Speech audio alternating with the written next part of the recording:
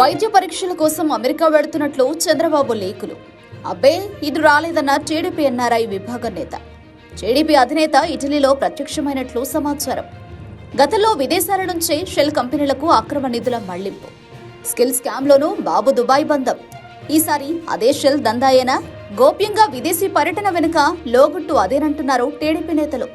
అడుగు తీసి అడుగేస్తే మీడియాలో ప్రచారం కోరుకునే టీడీపీ అధ్యక్షుడు నారా చంద్రబాబు నాయుడు గప్చిప్గా విదేశాలకు ఉడాయించారు. తన సతీమణి భువనేశ్వరితో కలిసి హైదరాబాద్లోని శంషాబాద్ విమానాశ్రయం నుంచి దుబాయ్ వెళ్లిన చంద్రబాబు అక్కడి నుంచి ఎక్కడికి వెళ్లారనే విషయంపై గోప్యంగా వ్యవహరిస్తున్నారు. వైద్య పరీక్షల కోసం ఆయన అమెరికా వెళ్లినట్లు టీడీపీ తొలుత మీడియాకు లీకులిచ్చింది. అయితే చంద్రబాబుకు అత్యంత సన్నిహితుడైన టీడీపీ ఎన్ఆర్ఐ విభాగం నేత కోమటి జయరాం మాత్రం ఆయన అసలు అమెరికా రాలేదని ప్రకటించడం గమనార్హం. విదేశాల నుంచి అక్రమ నిధులను భారత్లోని షెల్ కంపెనీలకు మళ్లించిన చరిత్ర ఉన్న చంద్రబాబు ప్రస్తుతం ఏ దేశంలో ఉన్నారు, ఏం చేస్తున్నారన్నది చర్చనీయాంశంగా మారింది. గుట్టు చప్పుడు కాకుండా విదేశీ పర్యటన వెనుక లోగుట్టు ఏమిటన్నది సస్పెన్స్ గా మారింది. అయితే తాజా విశ్వసనీయ సమాచారం ప్రకారం చంద్రబాబు ఇటలీలో ల్యాండ్ అయినట్లు తెలుస్తోంది. పోలింగ్ తర్వాత సైలెంట్ అయిన చంద్రబాబు 40 ఏళ్ల రాజకీయ జీవితం అంతా మీడియా ప్రచారంతోనే ముడిపడి ఉందన్నది బహిరంగ రహస్యమే. అధికారంలో ఉన్న ప్రతిపక్షంలో ఉన్న ఆయన మీడియా ద్వారా విపరీతమైన ప్రచారాన్ని కోరుకుంటారు. 3 ప్రెస్ మీట్లు, 6 మీడియా లీకులుగా ఆయన రాజకీయం కొనసాగింది. వారానికి కనీసం 2 సార్లు మీడియా సమావేశాలు నిర్వహిస్తుంటారు. అలాంటిది ఈ నెల 13న పోలింగ్ ముగిసిన తర్వాత చంద్రబాబు ఒక్కసారిగా సైలెంట్ అయిపోయారు. కనీసం ప్రెస్ మీట్ పెట్టలేదు, పార్టీ నేతలతో సమావేశం నిర్వహించలేదు. తన శైలికి భిన్నంగా ఒక్కసారిగా మౌన ముద్ర దాల్చారు. మరోవైపు లోకేష్ కు మాట కూడా పెగల్లేదు. చంద్రబాబు కంటే ముందే ఆయన గప్చిప్గా విదేశాలకు వెళ్లినట్లు సమాచారం. పోలింగ్ సరళి తమకు వ్యతిరేకంగా ఉందని చంద్రబాబు ఖచ్చితమైన అంచనాకు రావడంతో ఒక్కసారిగా మౌనం దాల్చినట్లు రాజకీయ పరిశీలకులు భావిస్తున్నారు. ఈ నేపథ్యంలో నిశ్శబ్దంగా విదేశాలకు వెళ్లడం గమనార్హం. ఇమిగ్రేషన్ అధికారులు అడ్డుకోవడంతో చంద్రబాబు శనివారం అర్ధరాత్రి శంషాబాద్ విమానాశ్రయం నుంచి దుబాయ్ వెళ్లారు. ఆయన విదేశీ పర్యటనలపై అధికారికంగా వెల్లడించే టీడీపీ ఈసారి అందుకు భిన్నంగా ఎలాంటి ప్రకటన చేయలేదు. శంషాబాద్ విమానాశ్రయం వద్ద ఇమిగ్రేషన్ అధికారులు చంద్రబాబును కాసేపు అడ్డుకోవడంతో ఈ వ్యవహారం బయటకు పొక్కింది. టీడీపీ హయాంలో చోటు చేసుకున్న కుంభకోణాల కేసులకు సంబంధించి చంద్రబాబుపై సిఐడి గతంలో లుకౌట్ నోటీసు జారీ చేసింది.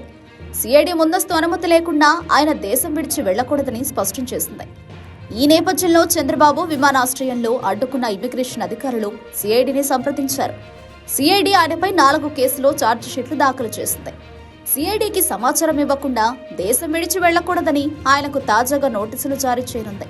ఇదే విషయాన్ని సిఐడి శంషాబాద్ ఇమిగ్రేషన్ అధికారులకు తెలియజేసింది. దీంతో చంద్రబాబు విదేశీ పర్యటనపై అప్పటికప్పుడు సమాచారం ఇచ్చినట్లుగా భావించిన ఇమిగ్రేషన్ అధికారులు ఆయన్ను వెళ్లనిచ్చారు. సాధారణంగా దుబాయ్ చేరుకుని అక్కడి నుంచి మరో విమానంలో అమెరికా లేదా ఐరోపా దేశాలకు వెళుతుంటారు. చంద్రబాబు మాత్రం దుబాయ్ నుంచి ఎక్కడికి వెళ్లారో వెల్లడించలేదు. తన పర్యటనను అంత గోప్యంగా ఎందుకు ఉంచారన్నది సందేహాస్పదంగా మారింది. చంద్రబాబు రహస్య పర్యటన నేపథ్యంలో గతంలో షెల్ కంపెనీల ద్వారా అక్రమ నిధుల మళ్లింపు వ్యవహారం తెరపైకొచ్చింది. టీడీపీ హయాంలో యథేచ్ఛగా పాల్పడిన కుంభకోణాల ద్వారా కొల్లగొట్టిన నిధులను ఆయన అక్రమంగా విదేశాలకు తరలించి అక్కడి నుంచి భారత్లోని షెల్ కంపెనీలకు మళ్లించినట్లు సిఐడి ఆధారాలతో సహా నిగ్గు తేల్చింది. చంద్రబాబు 52 రోజులు రిమాండ్ ఖైదీగా రాజమహేంద్రవరం సెంట్రల్ జైల్లో ఉన్న స్కిల్ స్కామ్ లో కూడా నిధులను అక్రమంగా దుబాయ్కు చేర్చారు. ఆ కుంభకోణంలో పాత్రధారులైన ఆయన మాజీ పీఎస్ పెండ్యాల శ్రీనివాస్, మనోజ్ పార్థసాని, కిలారి రాజేష్ దుబాయ్ నుంచి అక్రమ నిధులను సింగపూర్ మీదుగా హైదరాబాద్లోని షెల్ కంపెనీలకు తరలించారు. అనంతరం ఆ నిధులు చంద్రబాబు బంగ్లాకు చేర్చారు. అంటే ఆయన ఆర్థిక కుంభకోణాల్లో దుబాయ్ కీలక కేంద్రంగా ఉన్నట్లు స్పష్టమవుతోంది. గుట్టుగా విదేశాలకు వెళ్లిన చంద్రబాబు ఇటలీ చేరుకున్నట్లు సమాచారం. దుబాయ్ నుంచి చంద్రబాబు దంపతులు ఇటలీ వెళ్లినట్లు ఇమిగ్రేషన్ వర్గాలు అనధికారికంగా వెల్లడించాయి. లోకేష్ దంపతులు కూడా అక్కడికి వెళ్లినట్లు భావిస్తున్నారు. గతంలో చంద్రబాబు కుటుంబ సభ్యులతో విహారయాత్రలకు వెళ్లినప్పుడు అధికారికంగా వెల్లడించారు. ఈసారి మాత్రం అందుకు భిన్నంగా గోప్యత పాటించడం గమనార్హం. ఇటలీతో పాటు మరికొన్ని చిన్న దేశాలకు వారు వెళ్లే అవకాశం ఉంది.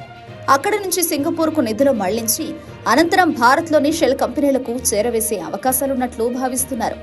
చంద్రబాబు విదేశీ పర్యటనను పూర్తిగా గోప్యంగా ఉంచడం ఈ వాదనకు బలం చేకూరుస్తుంది.